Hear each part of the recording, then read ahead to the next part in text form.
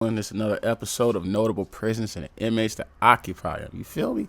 I appreciate y'all for watching and tuning in with the stat and staying tapped in with the page, with the channel. Smack subscribe, drop some likes, give me some comments in the feedback. Let me know where y'all watching from. But anyways, we're about to get right into this. So we're gonna take a trip to Arizona and see how the boys doing out there. But first, I'm gonna need y'all to get your lighters ready, because we're going to see who got smoked in this episode. So we're going to the USP Penitentiary of Tucson, right? It's a high security United States federal prison for male inmates in the state of Arizona. It's part of the Tucson Federal Correctional Complex, and it's operated by the feds.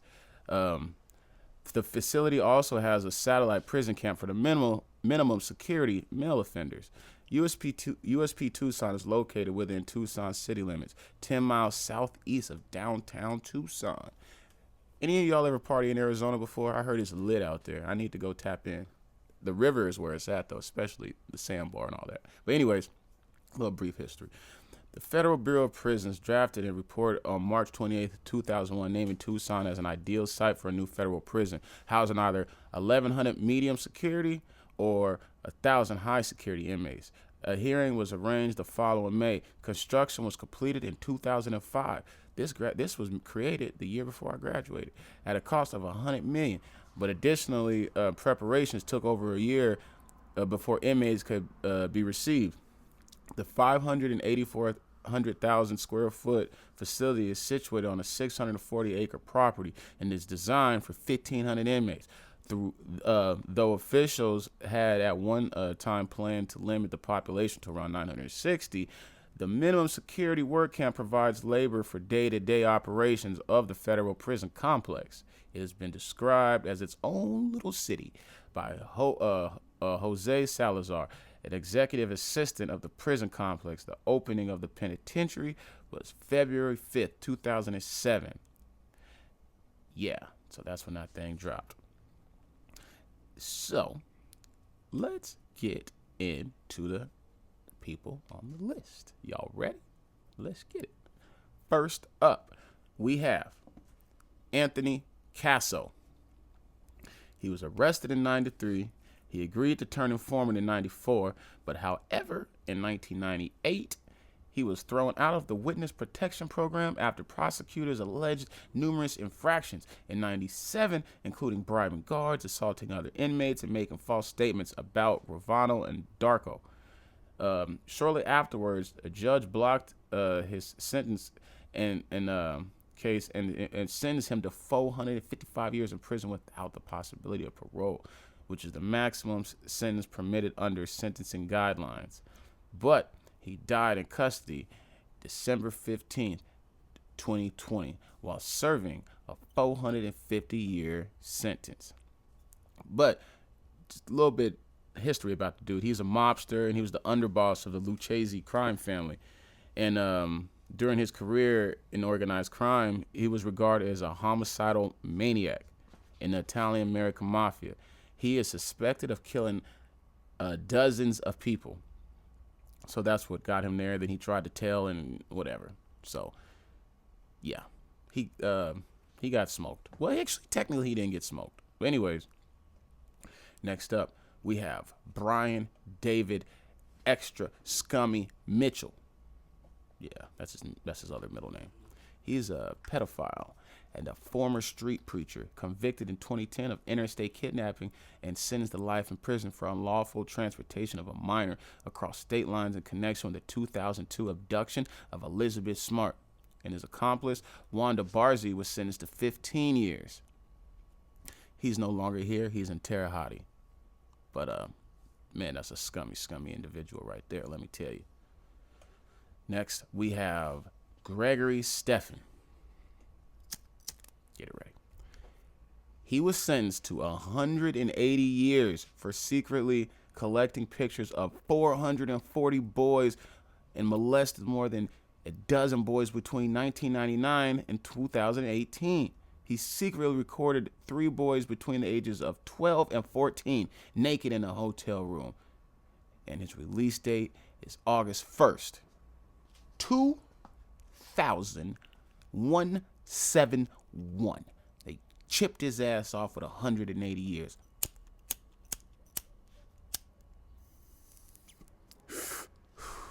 That's what they did to his ass. They smoked him. Next up, we have Stephen Dale Green. He's a former U.S. Army private and a war criminal convicted in 2009 of first-degree murder and aggravated sexual abuse and other charges for raping a 14-year-old girl in Iraq and then killing her and her family in Afghanistan in 2006. I want y'all to pay attention to the screen right now. What y'all are looking at is an extremely, extremely scummy individual. And guess what? He got smoked at his own discretion. He did it himself because he was a coward and didn't want to, face the charges of the stuff that he did. Extra scummy.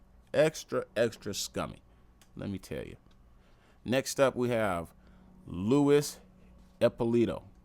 He's a former NYPD detective convicted in 2006 of carrying out murders and sharing law enforcement intelligence, disclosing the identities of witnesses for the Lucchese crime family. His partner, Stephen Caracappa, was also sentenced to life, but he died in custody on November 3rd, 2019, while serving his life sentence.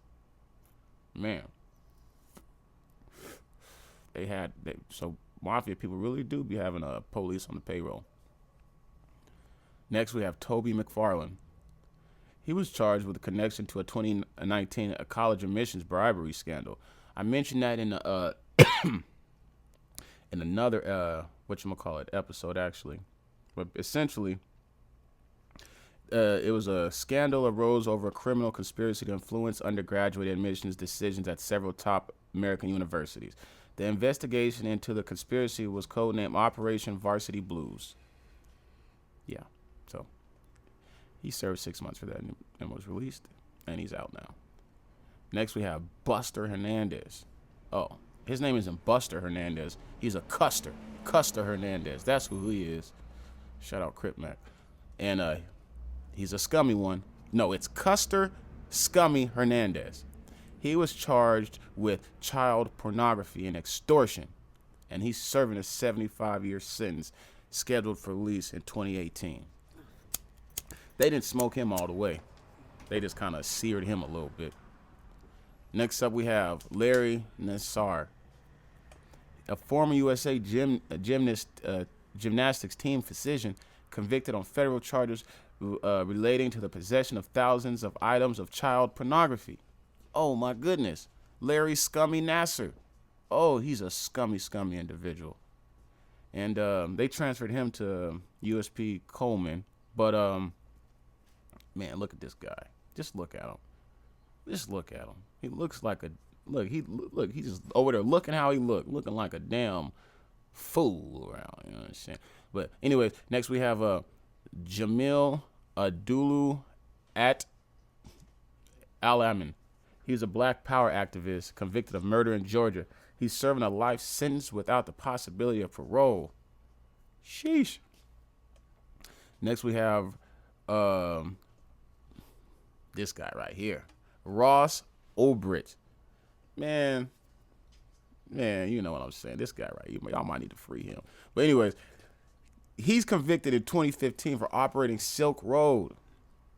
If y'all don't know about Silk Road, it was basically one of the first websites where it was a black market website where you could buy all this stuff and blase. But the reason why he's in there is because, I seen a whole video on this. He basically was putting a hit on someone. He was going to buy a hit from the website for someone, essentially. Dread Pirate Roberts or something was his alias or something. But I thought that was a great story. And it's amazing what one could create if they put their mind to it. Like, Silk Road was generating this man a whole lot of money. And he would have got a whole lot less time if he didn't try to have someone killed. But yeah. Next we have Whitey Bulger. He was convicted in 2013 on 32 counts of racketeering, firearms possession, including allegations that Bulger was complicit in 19 murders. Damn. But the thing about Mr. Bulger is he was murdered by a fellow inmate after being transferred to USP Hazleton. Anyone got any information on that? I wonder what was the the reasoning behind that? Was he like did he have some information that he shouldn't have? Next, we have Keith Rainier. He was the founder of the NXIVM,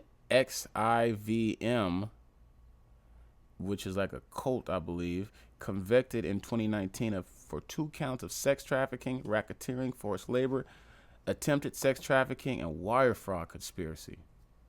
Bruh, get your lighter. They smoke Keith. He's serving 120 years, and he gets out in 120. Damn. So he just went away. Well, player, see you in 2120. Next up, we have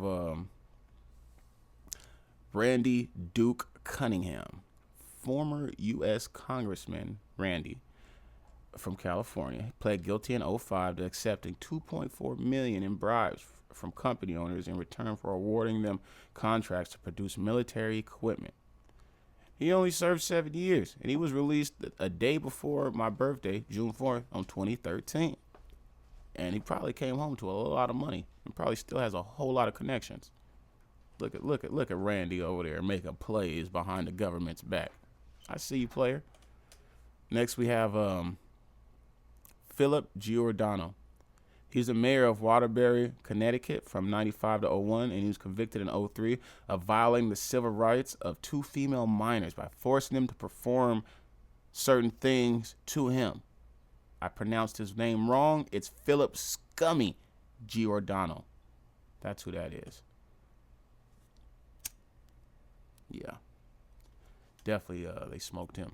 But now he's at FCI Yazoo City. Next, we have Timothy Villagomez. He was the governor of the Northern Mariana Islands, a U.S. territory, from 2006 to 2009. He was convicted in 2009 of fraud and bribery. He is the highest-ranking official from the Mariana Islands to be convicted. And he served a 7-year sentence, and he was released in June 23rd, 2017. So that means he went to prison in 2010, people, and got released in 2017. See, my math works. I should be a mathematician, I think. What y'all think? Next up, we got a couple terrorists on this thing. John LaManne. He was the member of the United Freedom Front, a Marxist group which carried out robberies and bombings at corporate and government facilities in the 1970s and the 80s. He was convicted in 1985 for his involvement in 10 bombings and attempted bombings in New York City. And he was released from USP McCreary in May 2021. So dude just came home. Damn, he did some years of prison. A good 30-piece at least. Next we have Esteban Santiago Ruiz. He was convicted in 2018 for the Fort Lauderdale airport shooting. Get your lighters ready. They chipped his ass off too. 120 years. You know, they give a lot of people 120 years. Like, that's like their go-to number or something. Next, we have Willie Pickard. He was a former deputy director of the Drug Policy Analysis Program at the University of California in Los Angeles. He was convicted in 2003 of conspiracy to produce and distribute the drug LSD. Pickard was allegedly the largest supplier of LSD in the United States at the time of his arrest. Man, this dude wasn't trying to harm no one. He was just trying to get people on cloud nine, rubbing shoulders with magical unicorns and colorful dragons and all that type of shit. But he was sentenced to serve 2 life sentences. But they released a player July 27th, 2020, after serving 17 years.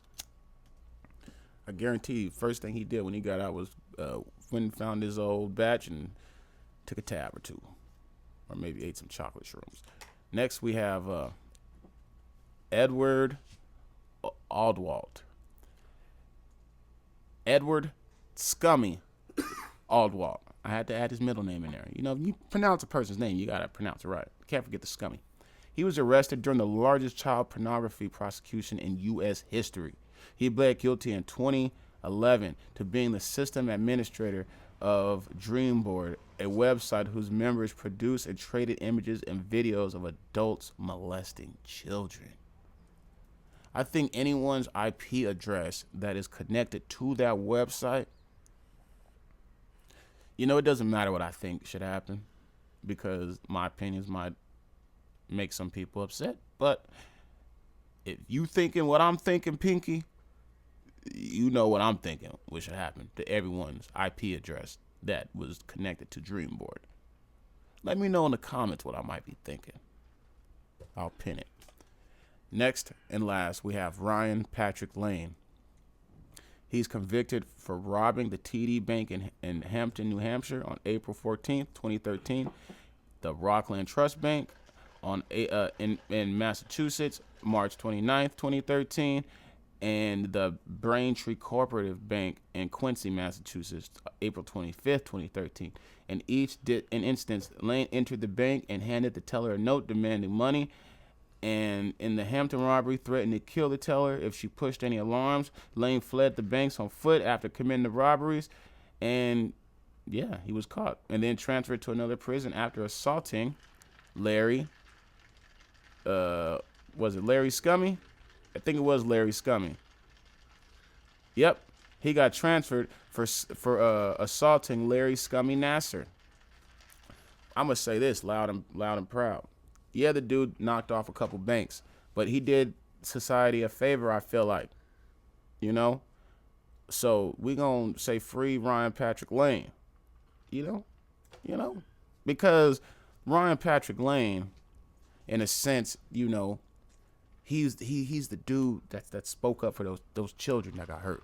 So he had to go holler at Larry Scummy Nasser. Yeah, free that guy, man. But anyways, I appreciate y'all for watching. Give me that feedback down in the comment section. Smack that subscribe button. Hey, man. And y'all enjoy y'all's Friday. Let's get it.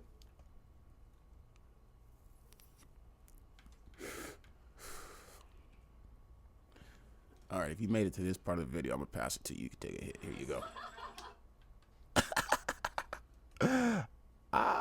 Later, player.